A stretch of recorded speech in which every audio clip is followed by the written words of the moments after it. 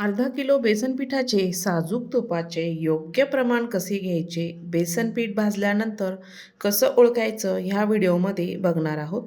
तर video skip न करता संपूर्ण बघा. चला तर रेसिपीला सुरुवात करूया.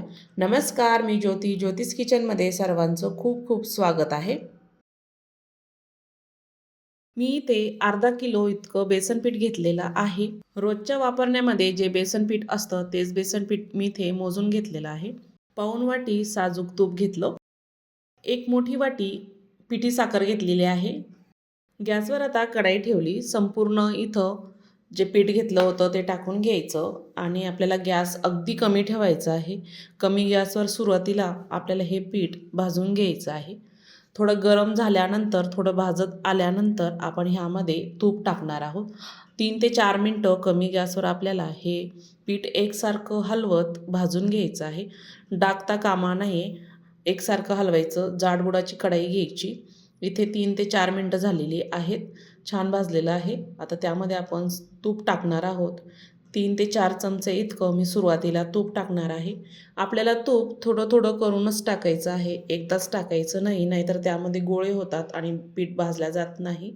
आता तूप टाकल्यानंतर आपण एकसारखं पिठामध्ये तूप छान मिक्स करून घ्यायचं आहे. एकसारखं हलवून त्याचे गोळे फोडून घ्यायचे आहेत.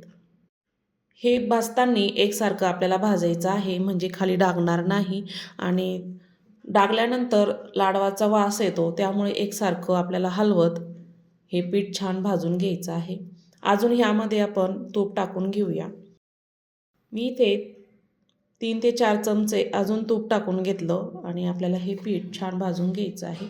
सुरुवातीलाच पीठ आपल्याला तुपामध्ये कमी याच्यातच भाजून घ्यायचं आहे, कारण एकदाच तूप टाकायचं नाही आहे, नाहीतर ते लाडू वितळू शकतात. छान मिक्स झाल्यानंतर अजून आपण ह्यामध्ये तूप टाकून घेऊया. ते तूप टाकून घेतलं 3 ते 4 चमचे आणि छान आपल्याला हे मिक्स करून घ्यायचं आहे. मी अजिबात चमचा बाजूला ठेवलेला नाही आहे. एकसारखं हलवत हे पीठ आपल्याला छान असं लाल होईपर्यंत भाजून घ्यायचं आहे.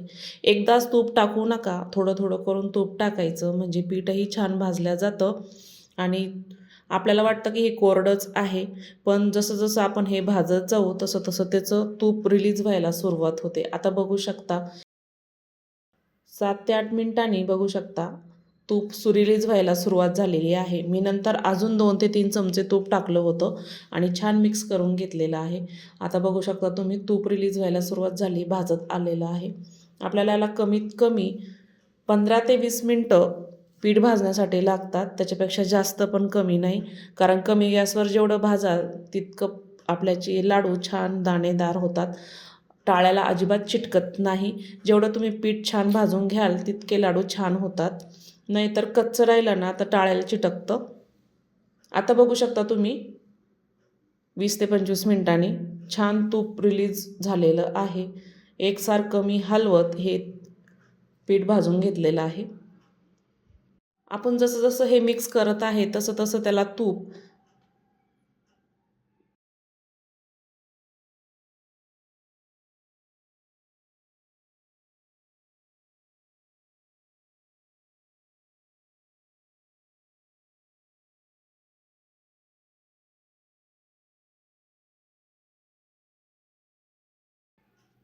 रिलीज होत आहे. 4 ते 5 मिनिटांनी आपलं पीठ छान भाजून झालेलं आहे. त्यामध्ये थोडं पाण्याचा शिडका मारायचा आणि छान मिक्स करून घ्यायचं आहे. दुधाचा शिडकाही मारला तरी चालतो, पण जास्त दिवस टिकत नाही, त्यामुळे थोडं पाणीच चिपकायचं आणि छान मिक्स करून घ्यायचं आहे. छान दाणेदार होतात हे लाडू. मग छान मिक्स झालेलं आहे. आत्ताच बघू शकता तूप छान रिलीज झालेलं आहे, पातळ व्हायला सुरुवात झालेली आहे. आता मी गॅस बंद केलेला आहे आणि संपूर्ण आपल्याला थंड होऊ द्यायचं आहे. संपूर्ण आता 1 तासानंतर पीठ आपलं छान थंड झालेलं आहे. आत्ताच कलर बघू शकता पिठाचा. आपण जी पिठी साखर घेतलेली होती ती यामध्ये संपूर्ण टाकून घ्यायची आहे. मी इथे 1/2 किलो इतकी साखर घेतलेली आहे. तुम्ही जर जास्त गोड खात असाल तर तुम्ही अजून साखर टाकू शकता, थोडी वाढवू शकता. मी ते अर्धा किलोला 1/2 किलो इतकी साखर टाकत आहे. थोडीशी जास्त टाकली तरीही चालते, एक अर्धी वाटी. आणि छान पिठी साखर पिठामध्ये मिक्स करून घ्यायची आहे. सुरुवातीला मी अर्धी वाटी टाकली आणि त्यानंतर पिठामध्ये पिठी साखर छान मिक्स करून घ्यायची आहे. संपूर्ण थंड होऊ द्यायचं आहे, कोमट अजिबात ठेवायचं नाही. संपूर्ण थंड झाल्यानंतरच पिठी साखर त्यामध्ये टाकायची, नाहीतर लाडू पातळ होऊ शकते. त्यामुळे दोन्ही हाताने छान चोळून चोळून आपल्याला ही पिठी साखर मिक्स करून घ्यायची आहे. भाजण्यासाठी योग्य प्रमाण आणि तुपाचंही योग्य प्रमाण घेतलं ना लाडू रेलत नाही. त्यामुळे योग्य प्रमाण घेऊनच हे लाडू केले ना छान तयार होतात, नाहीतर ते वितळून जातं, बांधायलाही जमत नाही. उरलेली आपण पिठी साखर यामध्ये टाकून घेतली आणि छान त्याचे गोळे फोडून घ्यायचे आणि छान मिक्स करून घ्यायचे आहे. ह्यामध्ये तुम्ही 2 ते 3 चमचे रवा टाकला तरीही चालतो. मी ह्यामध्ये रवा टाकलेला नाही आहे, तरी तुम्ही बघू शकता मस्त दाणेदार आणि कलर बघू शकता किती छान आलेला आहे. मी एकसारखं याला मिक्स करून पिठी साखर त्यामध्ये एकजीव झालेली आहे. आता आपण लाडू वळायला घेऊया. छोटासा गोळा घेतलेला आहे आणि आपल्याला छोटे छोटे मध्यम साईजचे लाडू आपल्याला ओळून घ्यायचे आहे. अजिबात रेलत नाही आहे, मस्त बांधल्या जात आहे, योग्य प्रमाण झालेलं आहे. अशा पद्धतीने केले ना मस्त असे छान चमकदार लाडू तयार होतात, अजिबात टाळ्याला चिटकत नाही. आत्ताच लाडूचा कलर बघू शकता, अजिबात ते रेलत पण नाही आहे, एकसारखा त्याचा कलर बघू शकता, मस्त तयार झालेला आहे.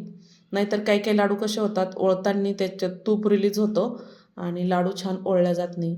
टेक्स्चर बघू शकता लाडूचं मस्त तयार झालेलं आहे. अशा पद्धतीने साजूक तुपातले बेसनातले लाडू तयार झालेले आहे. आजची रेसिपी आवडली असेल तर लाईक करा, शेअर करा आणि हो हक्काने ज्योतिष किचन चॅनलला सबस्क्राईब करा. रेसिपी आवडली असेल तर कमेंटमध्ये नक्की कळवा आणि हो जास्तीत जास्त व्हिडिओ शेअर करा. फेसबुकवर बघत असाल तर फॉलो करा. तुमच्यासाठी अशा छान छान रेसिपी मी ज्योतिष किचन चॅनलवर शेअर केलेल्या आहे, लाडवाच्या आहेत. बघायच्या असेल तर ज्योतिष किचन चॅनलवर आहे. संपूर्ण व्हिडिओ बघितल्याबद्दल सर्वांचे धन्यवाद. पुन्हा भेटूया अशा छानशा रेसिपीसोबत.